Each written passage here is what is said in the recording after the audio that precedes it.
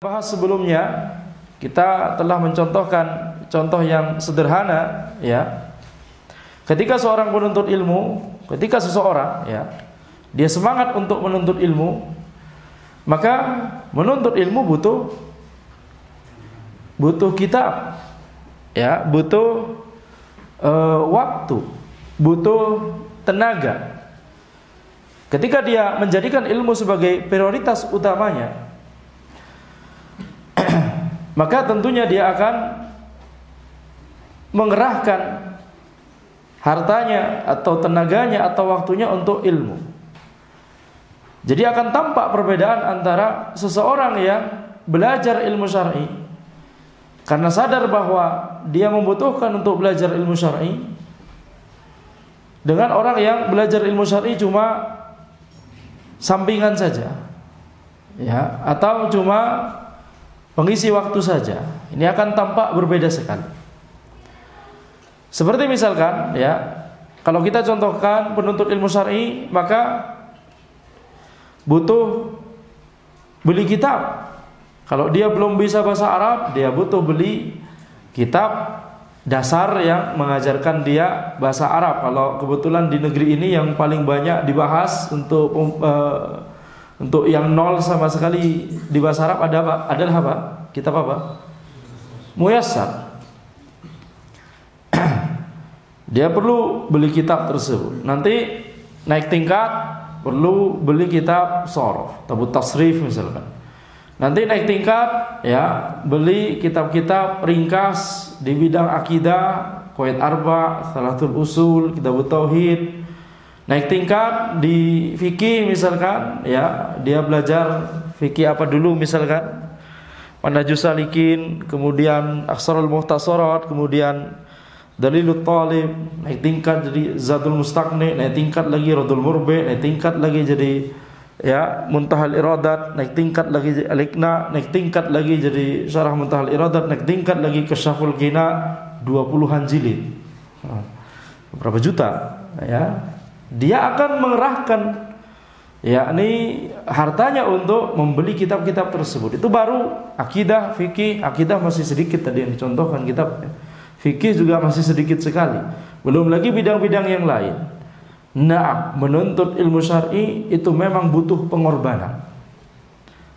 Menuntut ilmu syar'i itu butuh pengorbanan. Ketika seseorang tersebut memang dia semangat untuk menuntut ilmu syar'i, himmahnya kuat, himmahnya tinggi, maka secara hitung-hitungan manusia, hitung-hitungan matematis, nah, banyak pengeluaran untuk beli kitab. Ini masih dari sisi harta, ya. Belum kita bicara sisi waktu, sisi tenaga. Ya, dia akan mengerahkan banyak dari waktunya untuk menuntut ilmu syar'i. Yang lain istirahat, dia masih murojaah. Yang lain, ya, jalan-jalan, dia datang kajian dan seterusnya. Yang lain waktu kajian seperti ini, ngerjain tugas, dia datang kajian, ngerjain tugasnya nanti malam, gitu, ya. Jadi ada pengorbanan. Dan kalau kita bicara balik lagi ke harta, karena itu terkait dengan yang disinggung oleh sebagian ulama yang disebutkan oleh Ibnu Jamaah di sini, ya. Maka itulah mengapa Al-Imam Syafi'i rahimahullah, beliau berkata, la yasluhu talabul ilmi illa limuflis. Menuntut ilmu itu tidak cocok kecuali bagi orang yang bangkrut. Maksudnya bangkrut secara hitung-hitungan matematis. Ya. Ada yang ngerti harga kitab di sini? Ya, ini kalau misalkan Syahrul Mumti belasan jilid, itu berapa? Ya, tergantung penerbit. Ya, ini malah kita baca, ya. Ini cuma contoh saja, ya, bukan dagang. Tapi ana nggak jual kita. Jadi sekian belas jilid harus penuntut ilmu itu beli, misalkan dalam rangka dia ingin mempelajarinya, maka dia harus menabung. Nah, sekian juta tersebut untuk beli Syahrul Mumti, sementara yang lain misalkan sekian juta yang sama digunakan untuk misalkan bisnis atau apa begitu, ya. Maka kalau dari hitung-hitungan matematis, sekian juta yang dibelikan kitab, khalas jadi kitab. Secara hitung-hitungan matematis ya nggak kemana-mana, tidak berkembang uangnya, maksudnya diputar jadi bisnis begitu ya. Itulah mengapa yang dimaksud di sini muflis. Itu secara hitung-hitungan matematika. Tetapi maksud dari para ulama di sini maksudnya adalah bukan mereka tidak yakin, tidak melihat, bukankah ada pahala ketika kita ya beli kitab dalam rangka untuk mempelajarinya, kita bertambah ilmu, kemudian bertambah ya yakni basirah, kemudian bertambah pemahaman.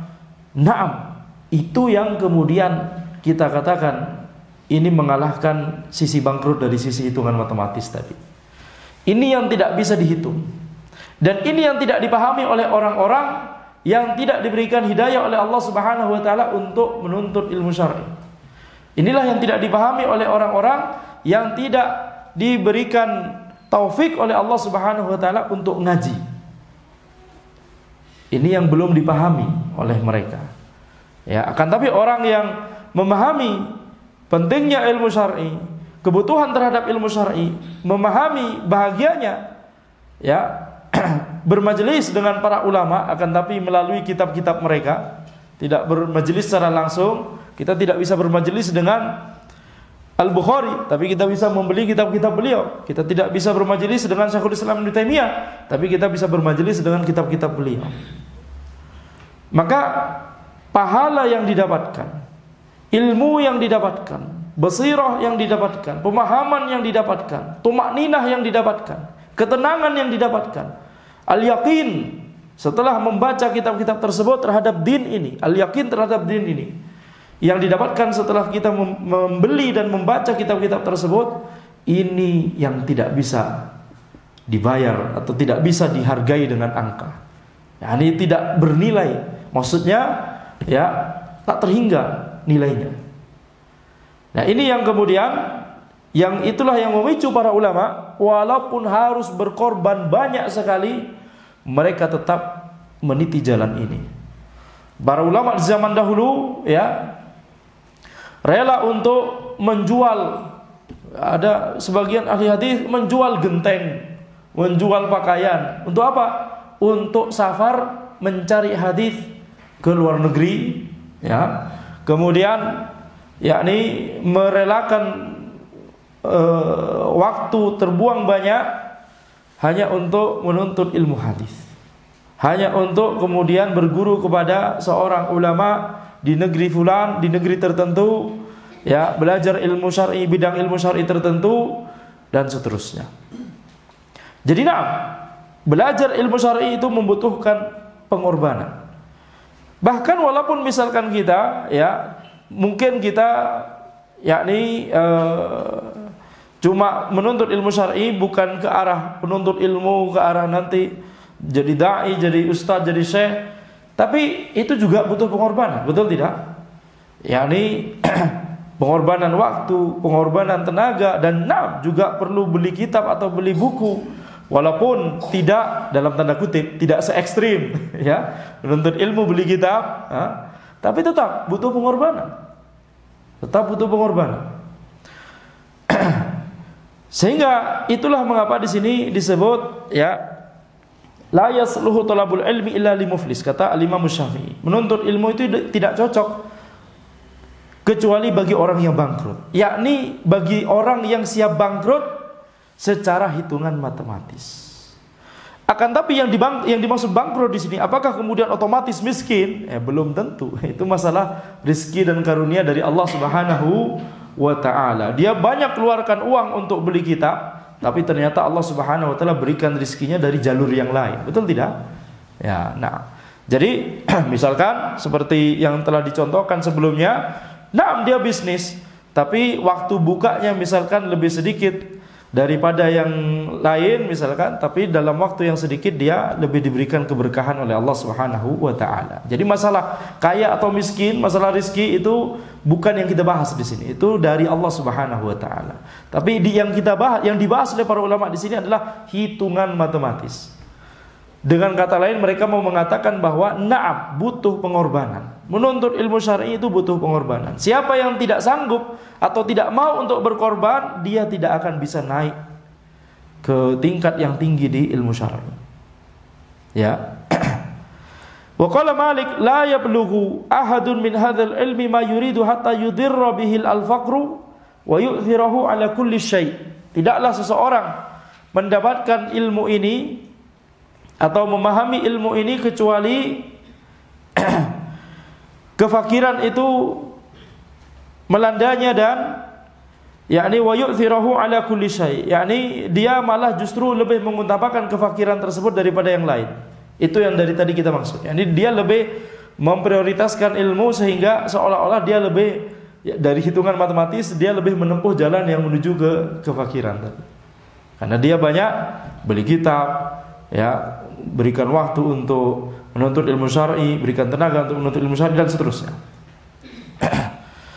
Bahkan ya, Anda sempat ngobrol dengan salah satu yakni tim dakwah yang masya Allah yakni masyhur ya lembaganya, sudah bertahun-tahun yang lalu, dan yakni ahli dalam masalah kamera dan seterusnya, dan beliau mengatakan bahwa yakni ilmu kita kalau dibandingkan sama ilmu dari orang luar, mereka waktunya semuanya untuk ngerjain ini, jadi mereka ya tampaknya lebih banyak ilmunya, tetapi kita masih gunakan untuk ilmu syar'i, kita masih gunakan untuk menuntut ilmu. Jadi waktu yang digunakan untuk belajar tentang dunia, ngambil gambar atau video, tidak sebanyak mereka orang-orang kufar.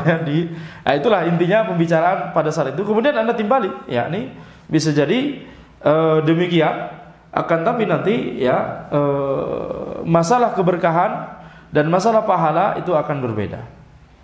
Taib. Jadi walaupun ilmu mereka banyak, akan tapi ilmu yang banyak dari mereka tersebut justru malah menjadi istidraj bagi mereka. Mereka gunakan untuk syuting video atau apa yang ada aurat atau mengundang kesyirikan dan seterusnya, kekufuran. Maka itu bukan nikmat sebenarnya, akan tapi itu adalah musibah. Ya, jadi ini diantara yakni hal yang memang dirasakan. Ana berikan contoh tersebut karena memang ini dirasakan oleh sebagian kaum muslimin. Itu mengapa itu dibahas oleh para ulama sejak zaman dahulu, sejak Imam Mazhab ini banyak membahas, Imam Syafi'i, Imam Malik, yakni dalam rangka untuk menyemangati para yakni penuntut ilmu, menyemangati kaum muslimin. Jangan merasa rugi ketika kita yakni menuntut ilmu syar'i, ketika kita beramal ibadah. Naam, secara hitungan matematis mungkin bangkrut. Secara hitung-hitungan logika, akal-akal logika, oh iya, waktu belajar dia lebih banyak, waktu belajar kita lebih sedikit karena harus disisakan untuk menuntut ilmu syar'i. Ini hitung-hitungan logika. Tetapi bukankah kita hidup di dunia ini tidak hanya untuk masalah dunia saja? Betul tidak? Betul. Yakni ada alam akhirat yang harus kita siapkan bekalnya. Dan membagi waktu seperti ini, itulah yang seharusnya dilakukan oleh setiap orang yang cerdas dalam masalah din. Yani harus, memang tidak boleh tidak harus dibagi, ya mas saya. Itu yang dimaksud oleh para ulama. Ya, jangan seperti orang yang cuma menganggap bahwa tujuan utamanya hanya dunia. Jelas dia fokus seluruh waktu dan tenaga dan hartanya untuk meraih dunia tersebut. Ini adalah safih. Ini adalah bodoh secara din. Taib. Jadi poin dari adab keempat ini itu adalah menyemangati para penuntut ilmu, menyemangati kaum muslimin untuk jangan merasa rugi ya ketika kita menuntut ilmu syar'i. Wa qala Abu Hanifah yusta'anu 'ala al-fiqhi bi jam'il ham wa yusta'anu 'ala hadhfil 'alaik bi akhdhil yasir 'inda al-hajati wa la yazid. Abu Hanifah rahimahullah berkata, ketika kita menuntut ilmu, maka sesuatu yang bisa menolong kita untuk menuntut ilmu fikih itu adalah dengan jam'il ham, ya, mengerahkan semangat kita dan motivasi kita untuk mempelajarinya.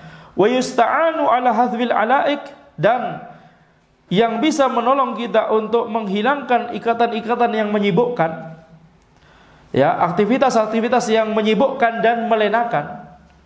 Bi akhdhil yasiri 'indal hajah wa la yazid, dengan mengambil yang sedikit ketika dibutuhkan dan tidak nambah. Ini maksudnya jangan tamak. Ya, maksudnya jangan tamak. Dalam rangka apa? Dalam rangka supaya kita bisa membagi waktu antara menuntut ilmu syar'i dengan ya berbisnis tadi. Fahadhi aqwalu haula'il a'immah alladzina lahum fil qidhul mu'alla ghairu mudafa' wa kanat hadhihi ahwaluhum radhiyallahu anhum. Ini adalah perkataan para a'immah yang mereka itu yakni tidak diragukan lagi ya dalam masalah ini bagaimana bagian mereka yang besar dalam usaha-usaha mereka untuk menuntut ilmu syar'i. Itu terjemahan bebas dari hal ini ya. Wa kanat hadhi ahwaluhum, inilah kondisi mereka. Jadi perkataan mereka memang sesuai dengan kondisi mereka atau apa yang mereka lakukan.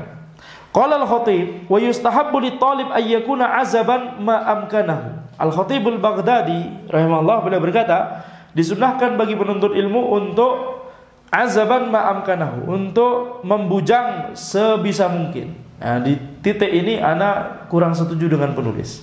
Baik. Li'alla yaqta'ahu al-ishtighalu bi huquqiz zawjiyah wa talabil ma'isyah an ikmalit talab. Supaya kesibukan ketika sudah menikah untuk memenuhi hak suami atau hak istri itu tidak menghalangi dia dari menuntut ilmu syar'i. Supaya kesibukan setelah menikah yaitu untuk mencari penghasilan itu tidak menghalangi dari menuntut ilmu syar'i. Maka kita katakan ya, menuntut ilmu syar'i dengan menikah itu adalah suatu hal yang tidak saling bertentangan, justru saling mendukung. Justru saling mendukung. Ya.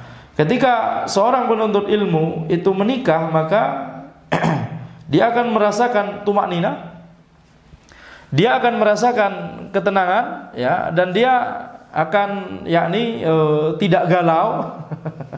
Sebagaimana yang kita lihat pada sebagian penuntut ilmu yang masih bujangan, yakni tidak tahu menentu arah kemana, ya, banyak mental health gitu ya, perlu healing dan seterusnya. Itu ya karena belum menikah. Coba sudah menikah, nggak ada pikiran-pikiran mental health segala, perlu healing segala. Yakni anak antum ini perlu makan besok, antum harus sehat, antum harus kuat. Ada healingnya sendiri. Selain tentunya bercengkerama dengan istri dan bermain dengan istri, berlomba dengan istri, belajar bersama dengan istri, itu juga adalah healing yang terbaik. Betul tidak? Betul. Masya Allah. Ada syekh yang paling keras sendiri ya. Jadi kalau sudah menikah maka dapat ketenangan, dapat yakni tumaknina. Dan menuntut ilmu syar'i ketika sudah menikah, memang harus ada waktu yang diatur ya, harus ada manajemen waktu. Tentunya ada kewajiban yang lebih tinggi. Itu mengapa para ulama, di antara yang disebutkan oleh para ulama, laki-laki ketika sebelum menikah itu malas-malas, setelah menikah rajin-rajin.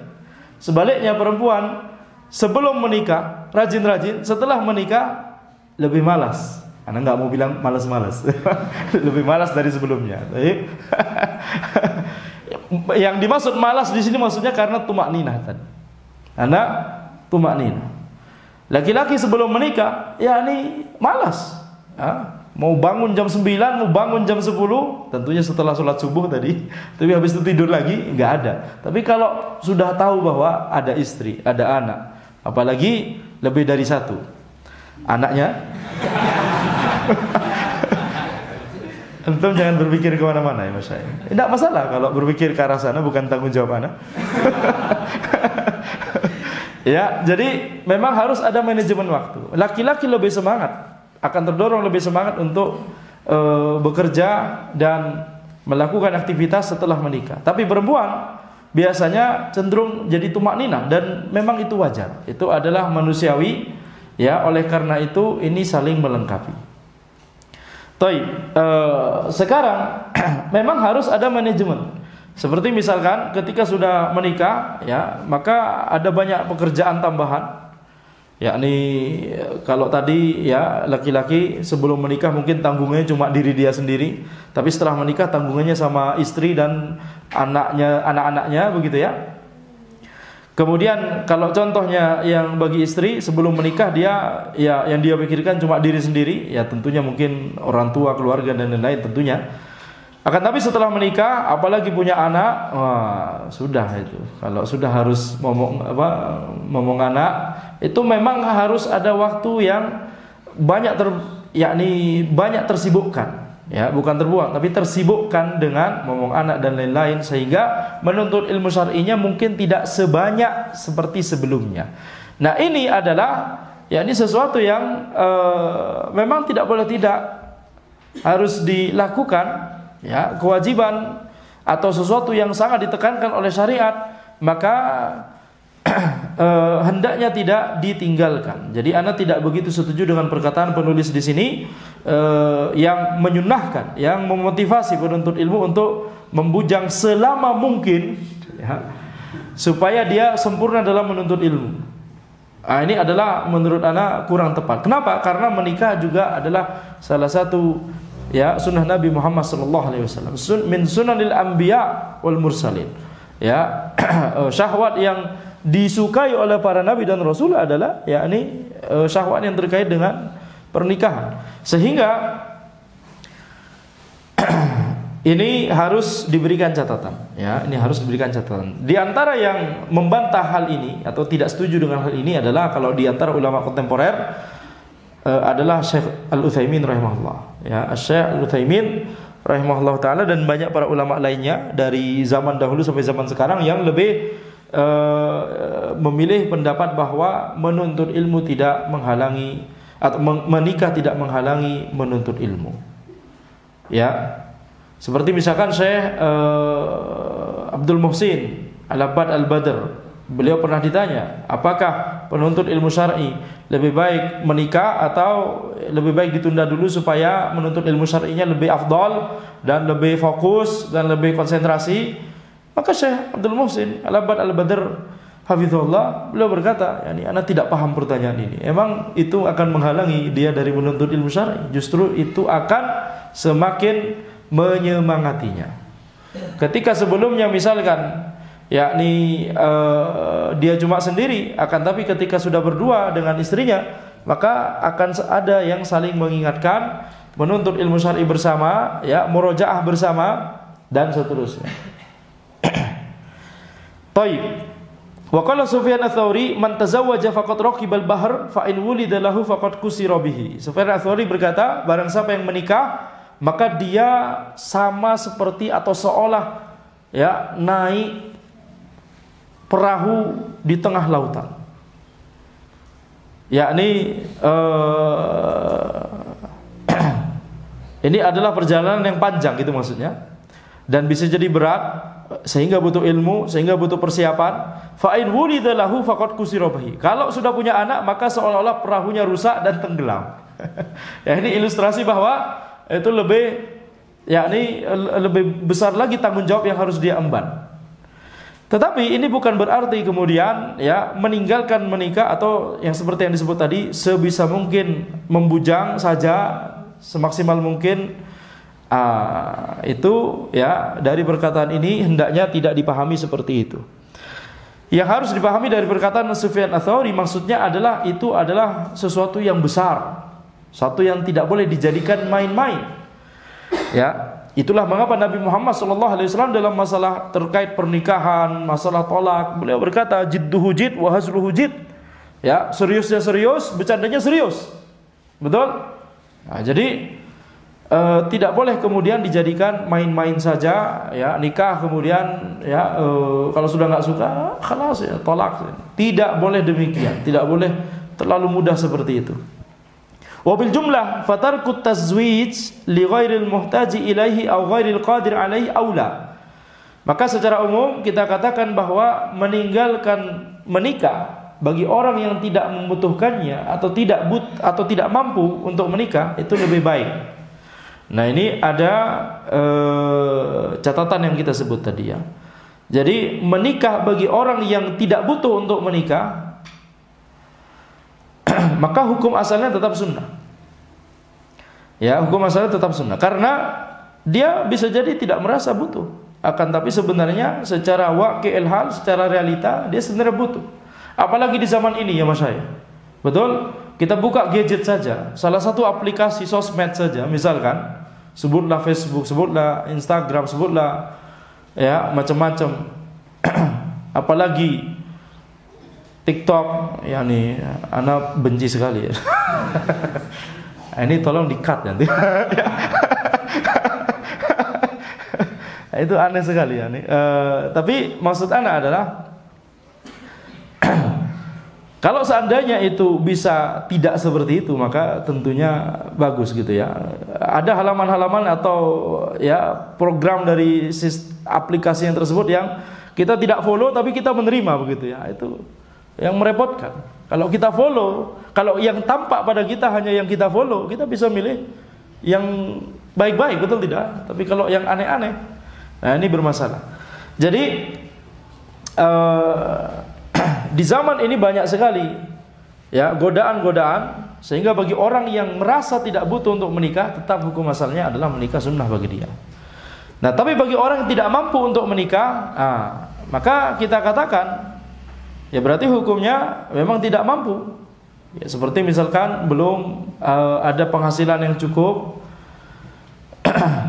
sehingga itulah mengapa syariat memberikan solusi bagi dia adalah berpuasa. La siyama lit-talibil ladzi ra'su malihi jam'ul khatir wa izmamul qalbi wa isti'malul fikri.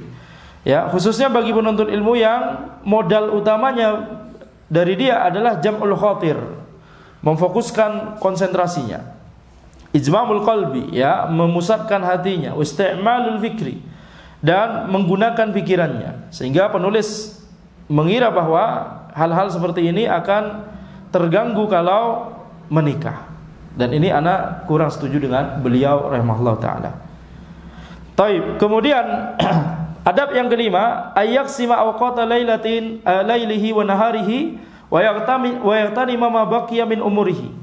Hendaknya dia membagi waktu malam dan siangnya, dan dia benar-benar memanfaatkan sisa waktu dari umurnya. Fa inna baqiyatal umri la qimata lahu. Karena sisa dari umurnya tersebut itu tidak ternilai harganya. Wa ajwadul awqati lil hifdzi al ashar. Waktu yang paling baik untuk menghafal itu adalah waktu ya al ashar, yakni waktu subuh, sebelum subuh dan setelah subuh. Walil bahthi al abkar, dan waktu yang paling baik untuk melakukan penelaahan atau penelitian adalah waktu pagi. Walil kitabati wasatun nahar. Ya, waktu yang paling baik untuk menulis adalah tengah siang. Walil mutala'ati wal mudzakarati al-lail. Dan waktu yang paling baik untuk menelaah dan untuk murojaah, mudzakarah, adalah waktu malam. Ya, ini juga banyak juga para ulama yang menyebutkan seperti ini selain penulis rahimahullah taala. Ya, dan Anda cukup setuju dengan hal ini secara umum, yakni untuk menghafal itu waktu pagi, ya, sebelum subuh dan setelah subuh itu yang paling baik. Kemudian murojaah waktu malam yang paling baik, nanti akan disebutkan karena itu adalah waktu yang sepi. Sedangkan waktu menulis, menelaah, ya, itu ya menurut Anda bebas, tapi kalau kita melihat pada perkataan beliau boleh juga, ya, waktu untuk menelaah atau meneliti itu di pagi hari, dan untuk menulis di siang hari dan sore hari. Wa qala al-khatib ajwadu awqatil hifdzi al-ashar thumma wasatun nahar thumma al-ghadah. Al-Khatib al-Baghdadi rahimahullah beliau berkata, waktu yang paling baik untuk menghafal adalah waktu pagi, yakni maksudnya waktu subuh. Kemudian wasatun nahar, tengah siang. Kemudian al-ghadah, waktu malam. Jadi itu urutannya. Ya, mengapa waktu malam paling rendah di sini? Karena biasanya kalau sudah malam itu apa? Ngantuk. Apa lagi? Capek. Iya betul. Nah, capek dan ngantuk itu adalah musuh dari al-hifdz, musuh dari hafalan. Ya, kalau sudah capek dan ngantuk. Tapi ketika waktu pagi, waktu subuh maksudnya, maka itu adalah waktu yang terbaik. Kemudian jangan berkata ya nih waktu subuh, Ustaz, Anda belum tidur malah.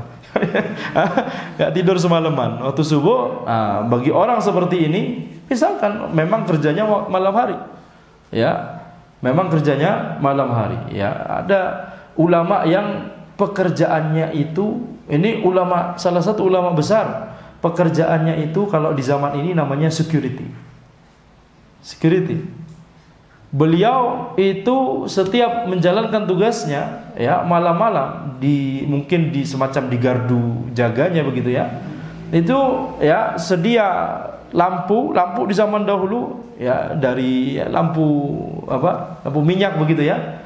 Kemudian beliau berangkat kerja dengan membawa kitab-kitab banyak. Jadi sambil jaga sambil menelaah kitab-kitab. Itu ulama di zaman dahulu. Jadi makanya anak katakan tidak ada hubungan antara antum profesinya apapun di zaman ini bisa jadi ulama biidznillah taala. Ya, tergantung motivasi kita. Lihat itu contohnya. Ya security beliau akan tetapi kemudian belajar dan seterusnya. Kalau tidak salah juga Syekh Mukbil rahimahullah, betul tidak? Sebelum masuk ke Madinah beliau bekerja sebagai kalau nggak salah security, penjaga ya di Saudi sebelum kemudian ke Madinah, kemudian balik lagi ke Yaman.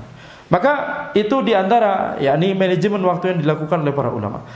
Qala wa hifdzul laili anfa'u min hifdzin nahar wa waqtul ju' anfa'u min waqtis syiba'.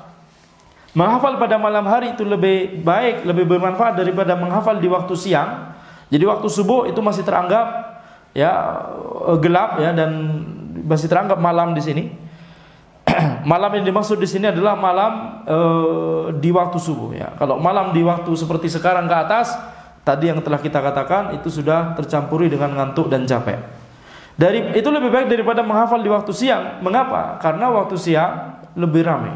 Waktu siang adalah waktu untuk misalkan mencari nafkah. Ya, sehingga pikiran itu tidak bisa fokus untuk apa yang ada di hafalannya, apa yang ada di depannya untuk dihafal. Wa waqtul ju' anfa'u min waqti syiba'. Waktu lapar itu lebih bermanfaat untuk menghafal daripada waktu kenyang. Ya.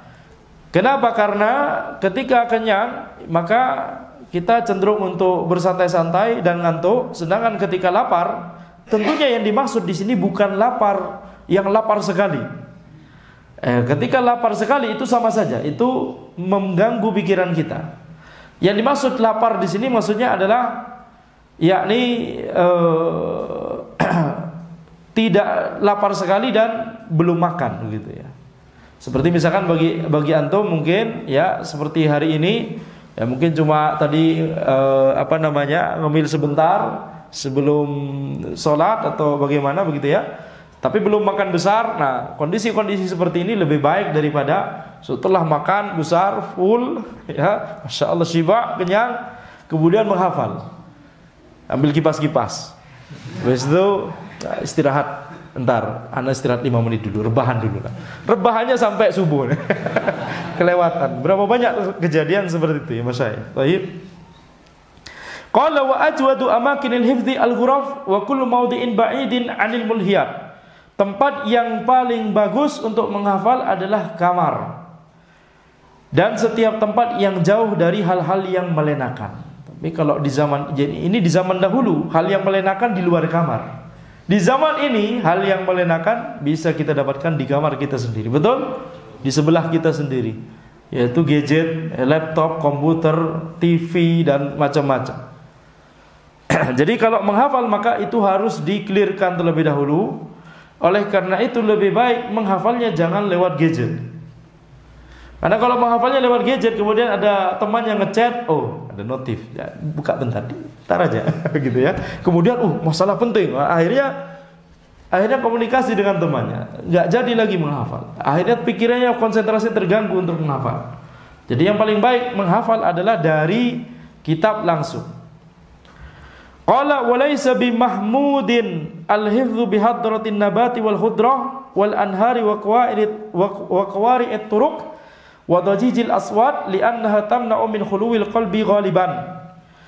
Dan tidak bagus ketika seseorang itu menghafal ketika ada tanaman-tanaman dan tumbuhan-tumbuhan di sekitarnya. Yakni maksudnya adalah itu hal-hal yang bisa mengganggu konsentrasinya.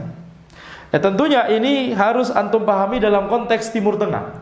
Kalau ada tanaman-tanaman dan tumbuhan-tumbuhan yang bagus-bagus ya, bunga mawar, bunga warna merah, warna putih, warna ungu dan seterusnya, kira-kira akan biasa saja atau akan masya Allah kagum begitu ya, kagum. Tapi kalau di negeri kita Indonesia ya, tanaman an-nabat wal khudroh, tanaman dan semak-semak ya di mana-mana, betul tidak? Maka itu bukan yang dimaksud di sini. Jadi jangan pahami makna letterlock saja dari sini. Jangan kemudian Ustaz, anak pengen menjadi penuntut ilmu yang hafalnya kuat, maka satu RW anak tebang semua pohonnya. Satu RW, ya ini nggak boleh. Jadi yang dimaksud di sini adalah menghindarkan dari hal-hal yang bisa melenakan tadi. Wal anhar wa qawari'it tariq wa qawari'it turuq, di dekat sungai gitu ya. Sehingga banyak suara di dekat jalan, pinggir jalan, kemudian suara-suara yang bising. Ini akan menghalangi seseorang dari yakni kosongnya hati, sehingga hatinya tidak bisa fokus untuk menuntut ilmu syar'i, untuk menghafal tadi. Sudah isya ya. Nah, taib, bisa azan terlebih dahulu, kemudian lanjut sebentar untuk tanya jawab. Nah.